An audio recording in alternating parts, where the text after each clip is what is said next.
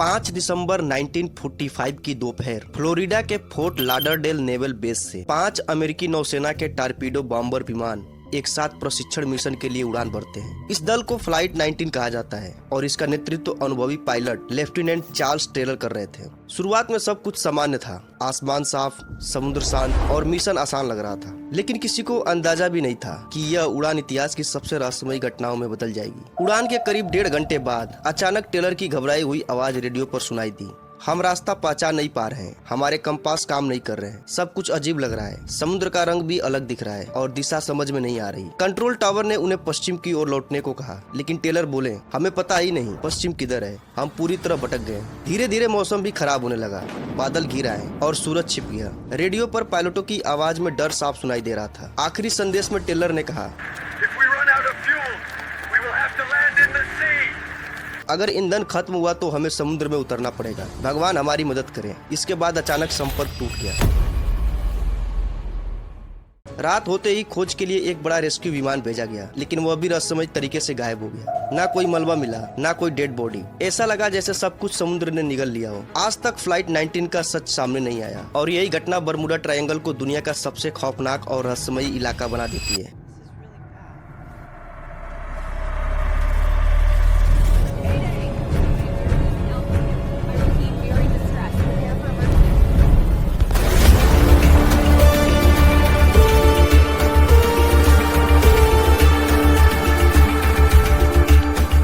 नमस्कार दोस्तों, Bermuda triangle Atlantic ocean का वो रहस्यमय इलाका है जहां ऐसा लगता है कि मानो समुद्र और आसमान अपने रहस्य छिपाकर बैठे हैं। कुछ लोग इसके पीछे घटी घटनाओं को नेचुरल रीजन मानते हैं, तो कुछ लोग अलौकिक शक्तियां। आज भी यह एरिया डर, रोमांच और कई अनसुलझे रहस्यों को लेकर बैठा हुआ है। हैरत की बात है कि पिछले 100 सालों में इसमें 75 एयरप्लेन और 100 से ज्यादा छोटे समुद्री जहाज इसके अंदर समा चुके हैं और 1000 से ज्यादा लोगों की मौत हो चुकी है। आखिर बरमूडा ट्रायंगल में ऐसा क्या है, इसका रहस्य क्या है? साइंस की भाषा में जब हम इसे पढ़ते हैं तो हमें उतना अच्छे से समझ नहीं आता है, लेकिन कोई अगर आम बोलचाल की भाषा में समझा सके तो कितना बेहतर होता है। आइए बरमूडा ट्रायंगल के हिस्ट्री और मिस्ट्री दोनों को समझते हैं कुछ रियल घटनाओं के साथ आज की इस वीडियो में।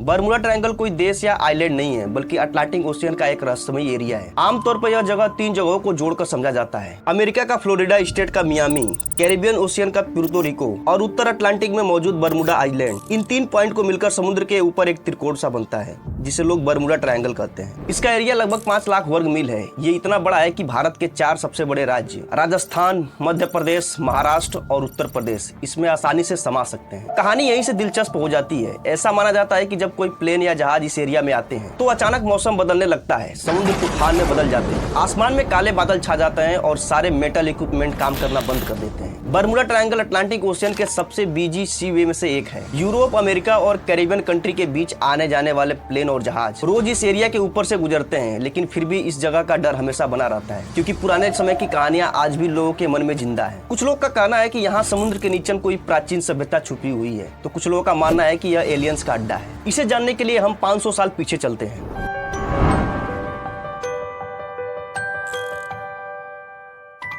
इसकी शुरुआत क्रिस्टोफर कोलंबस से होती है। बरमूडा ट्रायंगल में पहली बार देखी गई विचित्र घटना का जिक्र कोलंबस ने 1492 में दुनिया की अपनी पहली यात्रा के दौरान किया था। उन्होंने अपनी डायरी में दूर से दिखाई देने वाली अजीब रोशनी, सफेद पानी के धब्बे और यहाँ तक कि समुद्र में गिरते हुए आग के एक बड़े गोले के बारे में लिखा था। कोलंबस की जहाज का सामना तैरते हुए सरगासम से भी हुआ, जो अटलांटिक ओशियन में उगने वाली शैवाल की एक परत होती है। यहाँ पर एक सवाल उठता है कि जब कोलंबस ने इस जगह का जिक्र किया तो उन्होंने बरमूडा ट्रायंगल क्यों नहीं कहा, क्योंकि उस टाइम पर इस जगह का कोई फिक्स नाम नहीं था और न ही इस एरिया को कोई जानता था। बरमूडा ट्रायंगल नाम देने का क्रेडिट अमेरिकन राइटर विसेंट गैडिस को जाता है। उन्होंने सबसे पहले 1964 में एक फेमस मैगजीन आर्गोसी में अपना एक article the deadly Bermuda triangle इस नाम का यूज किया था। विसेंट गैडिस पहले ऐसे व्यक्ति थे जिन्होंने दावा किया कि इस क्षेत्र में होने वाली सभी घटनाएं रहस्यमयी घटनाओं के एक क्रम का हिस्सा हैं। उसके अगले साल उन्होंने द इनविजिबल होराइजन्स नाम की एक बुक में विस्तारित किया। गैडिस ने फ्लोरिडा, बरमूडा और पुर्तो रिको के बीच के इस ट्रायंगल क्षेत्र में जहाज और प्लेन के गायब होने की घटनाओं को एक साथ जोड़कर इसे यह खास पहचान दी। उनके इस आर्टिकल के बाद कई सारे राइटर और रिसर्चर्स ने इस टॉपिक पर कई सारी किताबें और आर्टिकल लिखे, जिससे इसका नाम पूरी दुनिया में फैल गया। यही नहीं, हॉलीवुड ने इसको लेकर कई सारे फिल्में भी बनाई। The Bermuda triangle, the devil triangles, Bermuda tentacles, lost bag triangle और भी कई सारे फिल्में और शो बनाई गई।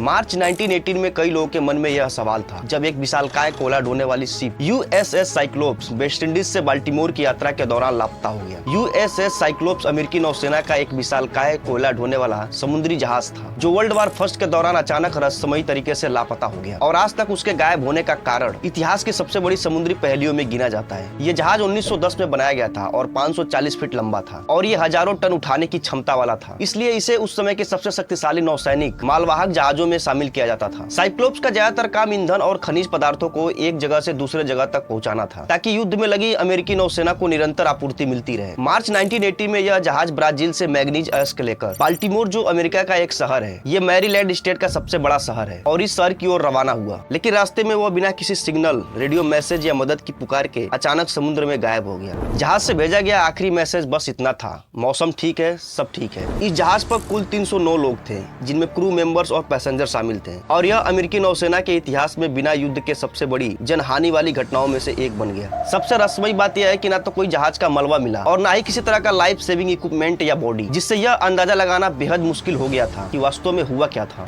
इस घटना के बाद कई सारे सिद्धांत सामने आए। कुछ लोगों ने कहा कि जहाज बहुत ही अधिक वजन से लदा था, तूफान के कारण डूब गया होगा, जबकि कुछ लोगों ने जर्मन पनडुब्बी की हमले की संभावना जताई क्योंकि उस समय वर्ल्ड वार चल रहा था, लेकिन इस बात का कोई प्रूफ नहीं मिला। कुछ विशेषज्ञों का मानना है कि जहाज की बनावट में कमजोरी या इंजन की खराबी के कारण वो अचानक टूटकर समुद्र में समा गया होगा। वहीं आम जनता और रहस्य प्रेमियों ने इसे बरमुडा ट्रायंगल से जोड़ दिया क्योंकि जहाज उसी एरिया के आसपास गायब हुआ था जहां कई अन्य जहाज और विमान रहस्यमयी ढंग से लापता हुए हैं, जिससे इस घटना को और अधिक रहस्यमयी रंग मिल गया। बरमुडा ट्रायंगल से जुड़े किस्सों में चुंबकीय गड़बड़ी, समुद्री तूफान, ऊंची लहरें, गैस विस्फोट और यहाँ तक कि सुपर नेचुरल पावर तक का उल्लेख मिलता है, लेकिन वैज्ञानिक दृष्टिकोण से इनमें से किसी भी बात का पुख्ता प्रमाण नहीं है। सालों तक अमेरिकी नौसेना ने खोजबीन की, लेकिन इसका कोई ठोस सुराग नहीं मिला, जिससे यह मामला इतिहास के सबसे अनसुलझे समुद्री रहस्य में शामिल हो गया। यह घटना आज भी इतिहासकारों, शोधकर्ताओं और रहस्य प्रेमियों के लिए एक जिज्ञासा का विषय बना हुआ है, क्योंकि इतने बड़े जहाज का बिना किसी सबूत के गायब हो जाना नॉर्मल नहीं माना जा सकता। इसी रहस्यमयी घटनाओं में से एक है अमेरिकी जहाज एलन ऑस्टिन की कहानी, जो समुद्री इतिहास की सबसे डरावनी और अजीब घटनाओं में से एक गिनी जाती है। साल 1881 का समय था। एलन ऑस्टिन एक बड़ा व्यापारिक जहाज था जो न्यूयॉर्क से लंदन की तरफ माल लेकर जा रहा था। कई दिनों के ट्रेवल के बाद जहाज बरमुडा ट्रायंगल के एरिया में प्रवेश कर गया। मौसम साफ था, आसमान साफ था और समुद्र में कोई खास हलचल नहीं थी। सब कुछ नॉर्मल लग रहा था। एक सुबह जहाज के एक मेंबर ने दूरबीन पर एक अजीब दृश्य देखा। उसे लगा कि जैसे कोई जहाज समुद्र में बिना दिशा के बह रहा है। कैप्टन ने दूरबीन से देखा तो सचमुच एक बड़ा जहाज समुद्र में तैर रहा था, लेकिन उस जहाज पर कोई हलचल दिखाई नहीं दे रही थी। ना पाल हिल रहे थे, ना कोई धुआं उठ रहा था और ना ही कोई डेक पर इंसान दिख रहा था। ऐसा लग रहा था जैसे जहाज पर कोई हो ही ना।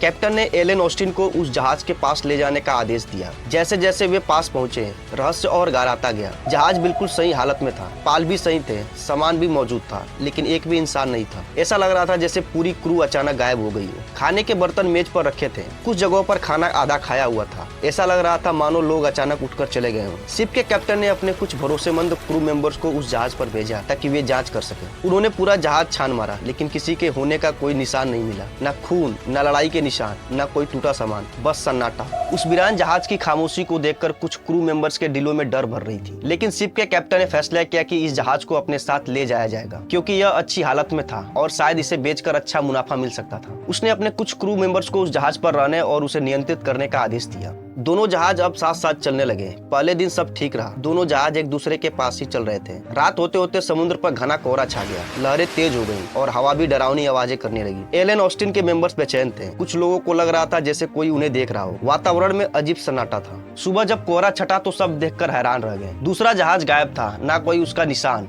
ना मलबा और ना कोई पाल का टुकड़ा। ऐसा लगा कि जैसे वो कभी था ही नहीं। कैप्टन परेशान हो गया, लेकिन कुछ कर भी नहीं सकता था। उसने यात्रा जारी रखी। 2 दिन बाद वही जहाज फिर समुद्र में दिखाई दिया। यह देखकर सबकी रूह कांप गई। वह बिल्कुल उसी हालत में था जैसे पहले मिला था। कैप्टन ने फिर हिम्मत दिखाई और कुछ लोगों को उस शिप पर दोबारा भेजा। वे लोग उस जहाज पर गए, लेकिन इस बार उस जहाज का माहौल और भी अजीब था।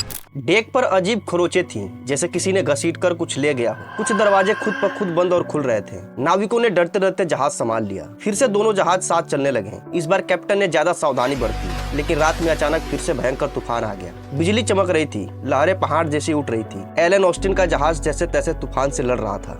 सुबह जब तूफान शांत हुआ, कैप्टन ने देखा कि दूसरा जहाज फिर से गायब है। इसके बाद उन्होंने उस जहाज को फिर कभी नहीं देखा। लेकिन उस जहाज पर गए एलन ओस्टन के क्रू मेंबर्स रहस्यमयी तरीके से हमेशा के लिए गायब हो गए। एलन ओस्टन की टीम सदमे में थी। कुछ लोग कहने लगे कि वह जहाज शापित था। कुछ ने कहा कि समुद्र में भूत प्रेत रहते हैं। कुछ ने कहा कि बरमुडा ट्रायंगल में कोई अलौकिक शक्ति है जो लोगों को निगल जाती है। कैप्टन ने अपने डर को दबाकर यात्रा पूरी की, लेकिन उस घटना की यादें उसके मन से कभी नहीं गई। जब एलन ओस्टन अपने पोर्ट पे पहुंचा और ये कहानी जब लोगों को बताई गई तो किसी ने विश्वास नहीं किया। कुछ ने इसे कहानी समझा, कुछ ने इसे भ्रम, लेकिन जहाज के हर एक क्रू ने एक जैसे ही गवाही दी। उनके चेहरे पर डर साफ दिख रहा था। रहस्य आज भी बरकरार है। बरमुडा ट्रायंगल की लहरें आज भी शांत दिखती हैं, लेकिन शायद उनके नीचे अनगिनत कहानियां दबी हुई हैं। बरमुडा ट्रायंगल के बारे में कई सारे थ्योरीज हैं। पहला और सबसे ज्यादा चर्चित थ्योरीज है मैग्नेटिक वाइब्रेशन। माना जाता है कि इस एरिया में अर्थ का मैग्नेटिक फील्ड असामान्य तरीके से व्यवहार करता है, जिससे कंपास सही दिशा नहीं दिखाता है और पायलट या नाविक अपना रास्ता भटक जाते हैं। हालांकि वैज्ञानिकों का कहना है कि दुनिया के कई और हिस्सों में ऐसा चुंबकीय विचलन सामान्य रूप से पाया जाता है। दूसरी थ्योरीज है पैरानॉर्मल और काल्पनिक सिद्धांत।